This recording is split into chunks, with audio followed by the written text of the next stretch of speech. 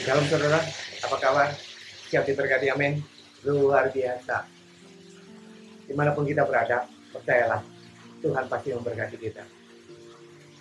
Sebelum kita nikmati firman Tuhan, Tuhan kepada kita berdoa. Terima kasih Bapak, kembali kesempatan kau berikan buat setiap kami kembali menikmati berkat-Mu, berbicara kepada setiap kami, tutup mulut hamba-Mu dengan kuasa darah-Mu, taruhkan perkataan-Mu di atas mulut bibir hamba-Mu. Misalkan untuk waktu-Mu geram tangan-Mu, dan kami bisa menghati kami. Haleluya. Amin. Saudara, buka bersama dengan saya firman Tuhan. Buka bersama dengan saya firman Tuhan Kisah Rasul 2. Kisah Rasul 2 ayat 1 sampai dengan 4. Ya, Kisah Rasul 2 ayat 1 sampai dengan 4. Kita sampai di sana semuanya, amin. Kisah Rasul 2 ayat 1 sampai dengan 4. Demikian firman Tuhan.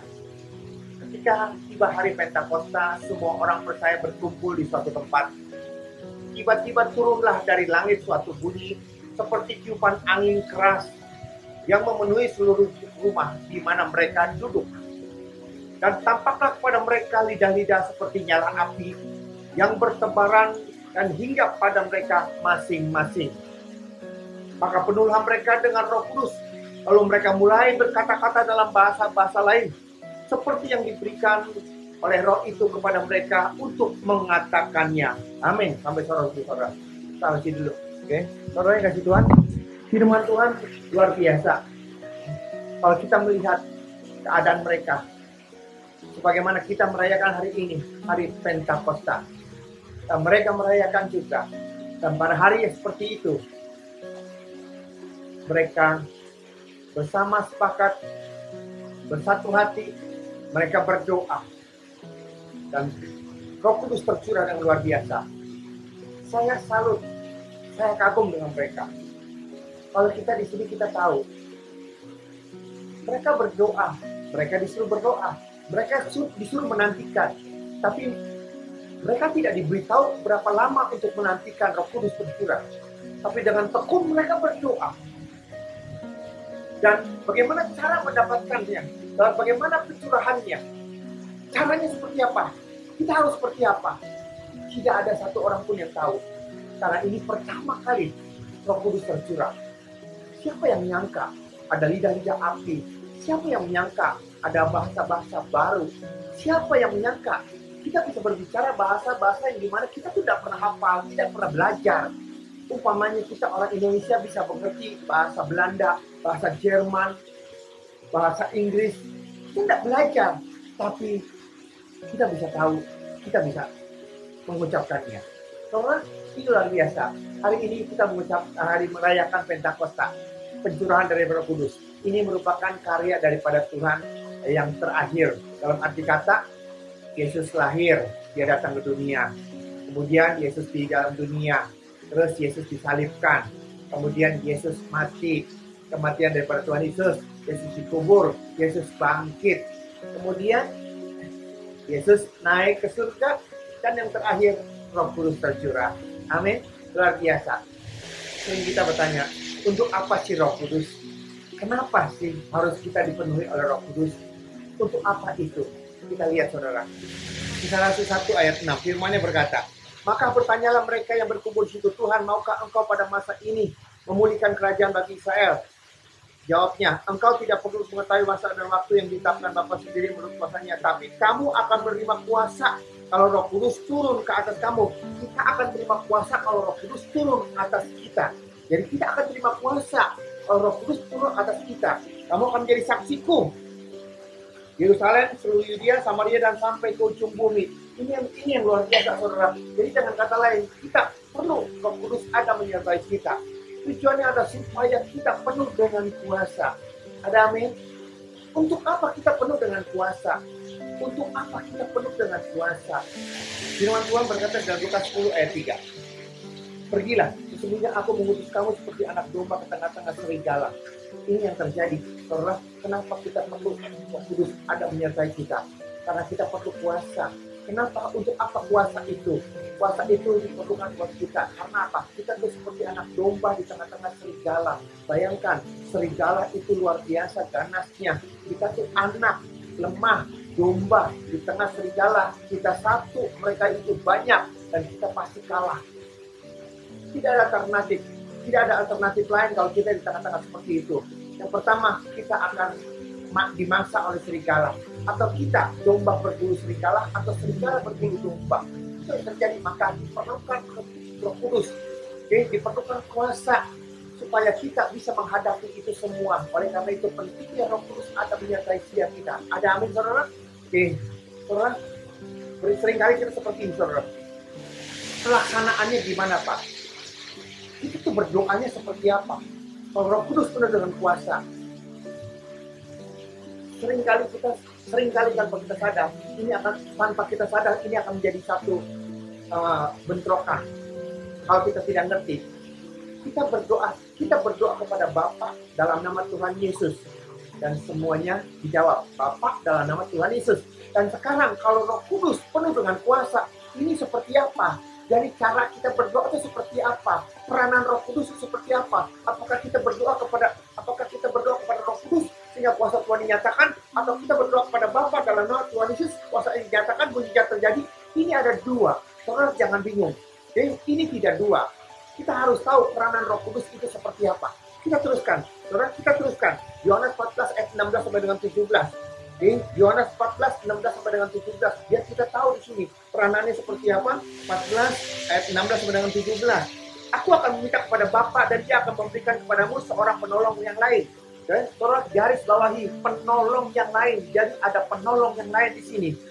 Supaya Ia menyertai kamu selama-lamanya. Yaitu Roh kebenaran. Dunia tidak dapat menerima Dia, sebab dunia tidak melihat Dia dan tidak mengenal Dia. Tetapi kamu mengenal Dia, sebab Dia menyertai kamu. Dia menyertai kamu dan akan diam di dalam kamu. Itu perhatikan. Oh, jadi sekarang seperti ini, saudara. Saudara jangan bingung. Jadi saudara jangan bingung. Kita berdoa di dalam nama Bapa. Kita berdoa kepada Bapa dalam nama Tuhan Yesus. Ya. Terus satu lagi, Roh Kudus bukan penuh dengan kuasa dalam arti kata sama dengan yang itu. Tapi Roh Kudus peranannya adalah menolong kita supaya kita berdoa penuh dengan kuasa. Roh Kudus penolong kita. Dia menyertai kita dan Dia ada di dalam kita. Dan ini yang luar biasa, yang seringkali tanpa kita sadari. Saudara, berapa banyak saya pun pernah mengalami. Kita berdoa, tapi sepertinya Tuhan diam. Kita berdoa, tetapi sepertinya Tuhan tidak menjawab. Yakobus 4 ayat 3. Lihat, Yakobus 4 ayat 3. Kalau kita baca lagi di ayat keduanya, 2b-nya ya. Kamu tidak memperoleh apa-apa karena kamu tidak berdoa. Kamu tidak mendapat apa-apa karena kamu tidak berdoa. Kalau kita tidak mendapat apa-apa karena kita tidak berdoa, oke lah. Tapi lihat yang ketiganya. Atau kamu sudah berdoa, atau kamu berdoa juga, tapi kamu tidak menerima apa-apa karena kamu salah berdoa. Sebab yang kamu minta itu hendak kamu habiskan untuk memuaskan hawa nafsu kamu. Ini yang terjadi. Jadi kita berdoa kepada Bapa dalam nama Tuhan Yesus, mujizat terjadi. Roh Kudus menolong kita. Roh Kudus menolong kita. Apa yang akan kita bawa, apa yang akan kita minta kepada Tuhan Yesus, apa yang akan kita minta kepada Bapa dalam nama Tuhan Yesus, Roh Kudus itu menolong kita. Kamu mintanya seperti ini. Kamu harus minta seperti ini. Kamu jangan minta seperti ini. Karena kita tidak pernah bertanya kepada Roh Kudus. Karena kita tidak pernah bertanya kepada Roh Kudus, langsung kita minta berdoa kepada Bapa dalam nama Yesus, berdoa kepada Bapa dalam nama Tuhan Yesus. Akhirnya, yang kita lihat, yang kita alami, kita tidak dapat apa-apa. Tidak dapat mujizat. Ini yang salah. Jadi, yang penting, yang utama adalah satu, peranan Roh Kudus tadi. Dia menyertai kita. Kalau Dia menyertai kita, Dia ada. Kemana kita melangkah, Dia ada di sana. Kita kerja, Dia menyertai kita. Kita berangkat, Dia menyertai kita. Kita pergi, Dia menyertai kita. Ke tempat terang, Dia menyertai kita. Ke tempat gelap, Dia menyertai kita. Di tengah bahaya, Dia juga menyertai kita. Dan Dia di dalam kita untuk selama-lamanya. Ini yang terjadi. Ini yang harus ada. Berapa banyak kita, jujur ya, saudara, jujur, saya juga seperti itu. Kita tidak pernah menyinggung Roh Kudus. Kita tidak pernah bertanya kepada Dia. Dan maaf, kita pun tidak sadar bahwa Dia ada di dalam kita. Kita tidak sadar Dia menyertai kita. Kok seperti itu, Pak? Ya, kalau kau tahu Dia ada di dalam kita, kalau kau tahu Dia menyertai kita, kau tidak akan takut, kau tidak akan khawatir, kau tidak pernah akan ketemu jalan buntu.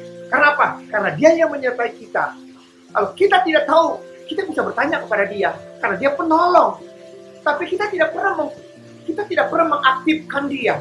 Waktu kita punya problem, waktu kita punya masalah, waktu kita tertekan, langsung kita direct, Tuhan Yesus, Bapak dalam nama Yesus, tolong aku, tolong. Padahal Dia ada di surga, dan Tuhan pergi ke surga untuk memberikan Roh Kudus kepada kita yang ada di dalam dunia, yang ada dalam diri saudara dan saya, yang ada menyertai kita, Roh Kudus. Tapi kita tidak pernah mau mengaktifkan Dia. Kita tidak mau menyertakan Dia. Dan inilah kenapa doa kita tidak dijawab. Kenapa masalah kita tidak terselesaikan. Kenapa sepertinya Tuhan diam. Saudara, kita yang salah. Yakobus berkata, kamu tidak dapat apa-apa karena kamu salah berdoa. Dan untuk kita tahu salah atau benar kita berdoa, tanya kepada Roh Penolong, tanya kepada Roh Kudus yang ada di dalam kita, yang menyertai kita, dan disitulah. Okay? Kalau kita tahu kemana kita harus langkah, kalau kita tahu apa yang harus kita lakukan, maka setiap langkah kita adalah mujizat demi mujizat. Ada amin? Yes, itu peranan Roh Kudus. Itu yang Tuhan inginkan. Itu yang Yesus mau. Jadi supaya kita, setiap langkah kita sertakan Dia. Tanya kepada Dia. Minta kepada Dia. Apa yang harus kita lakukan? Supaya doa kita tidak salah. Amin. Contoh saudara. Ini contoh, ilustrasi contoh saudara. Oke, seperti ini saudara. Saya suka naik motor. Saya punya mobil, saya punya motor. Tapi di Jakarta, yang keadaannya macet seperti ini, belum ada batasan genap dan ganjil. Itu membuat kita jadi tidak nyaman naik mobil. Kalau kebetulan hari ini ganjil dan mobil kita genap, kita terburu-buru. Dan kita terburu-buru, sudah waktunya kita harus memprediksi. Takutnya macet tengah jalan seperti apa. Itu yang ada. Dan lebih efisien buat saya kalau saya naik motor. Untuk jarak-jarak kira-kira radius 4-5 kilo. Oke, 4-5 paling jauh 6 kilo lah. Saya naik motor. Suatu saat, karena rumah saya di Pancoran, suatu saat saya lagi enak naik motor, anterin anak saya kerja. Pas mau pulang sampai lampu merah Pancoran, mati. Saya starter hidup, tapi mati lagi. Hidup, tapi mati lagi. Tanpa saya sadari, bensinnya habis. Bensinnya habis. Aduh. Pom bensin memang kita nggak jauh. Untuk beli bensin eceran, oke, Pertalite 10.000 1 liter. Kita dorong ke sana. Tapi masalahnya ada lagi. Saya buka dompet saya, kosong. Nggak ada uang. Kebetulan nggak ada uang di situ. Karena itu dompet baru dibersihkan sama istri saya. Jadi semuanya dikeluarkan. Jadi, itu dompet kosong. Apa yang harus dilakukan? Saya cuma cilak-cilak. Siapa tahu ada orang kenal, siapa tahu ada orang yang bisa nolong. Siapa tahu ternyata tidak ada saudara. Dari Pancoran ke sini, ya nggak jauh sih. Paling 2 kilo lagi saya sampai ke rumah.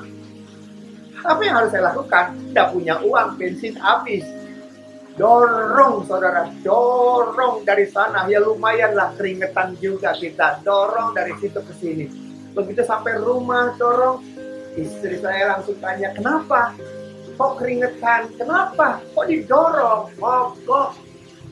Terus dompet lagi dibersihin, uang habis, kan uang tidak ada di sana. Saudara, istri saya ngomong seperti ini. Biasanya kamu punya tempat rahasia, untuk keadaan darurat. Iya, saya baru ingat. Saya baru ingat. Di dalam dompet saya itu ada uang. Paling sedikit 100.000. Itu ada uang di sana untuk keadaan darurat. Saya buru-buru saya buka dompet, saya periksa, bener ada 100.000. Kalau saja saya tahu dari tadi, saya tidak perlu ngedorong-dorong tuh motor. Saya punya uang, tapi saya tidak tahu. Itulah saudara. Kita punya uang, tapi kita tidak tahu, sama juga kita tidak punya uang. Tetap dorong. Kita punya Roh Kudus ada menyertai kita. Kita punya Roh Kudus di dalam kita, tapi kita tidak tahu dia ada di dalam kita. Kita tidak tahu dia menyertai kita. Sama juga kita tidak punya apa-apa. Inilah maknanya. Saudara, kalau ditantang, saudara berkata, saudara mau dipenuhi oleh Roh Kudus, semua akan angkat tangan. Saya mau, saya mau. Saudara sadar tidak bahwa kita sudah dipenuhi oleh Roh Kudus, tapi jujur, kau tidak pernah menyertakan dia. Kau tidak pernah bertanya kepada dia, dan kau tidak pernah sadar bahwa dia ada menyertai saudara. Dia ada di dalam saudara. Oleh karena itu, hari ini belum terlambat. Saat kita merayakan Pentakosta, saat kita merayakan pencurahan Roh Kudus, ingat, dia ada. Yesus ada di surga. Yesus suruh Roh Kudus untuk nolong saudara dan saya dalam setiap aspek, karena dia mau kita semua diberkati. Jangan bikin nganggur Roh Kudus. Aktifkan Roh Kudus, bawa berkat Allah. Amin. Tundukkan kepala kita berdoa. Hamba pun sudah selesai berbicara, biar Roh Kudus berbicara, mengajar, mengingatkan pada setiap kami bahwa kami punya penolong, tapi selama ini kami menyia-nyiakan penolong kami. Berkati Tuhan jemaatmu dimanapun mereka berada, sehingga dengan penolong yang kau berikan, mereka penuh dengan kuasa. Berkati negara kami, presiden, wakil presiden, gubernur, dokter, susah, dan semua jajaran. Tutup bungkus negara kami dengan kuasa darah-Mu, pulihkan ekonomi, nama Tuhan dimuliakan. Terima kasih Bapa untuk berkat-Mu pada saat yang hari ini. Dalam nama Yesus, kita syukur. Haleluya. Amin. Demikian saudara firman Tuhan. Sampai jumpa dalam sesi yang akan datang. Tuhan Yesus berkati. Shalom.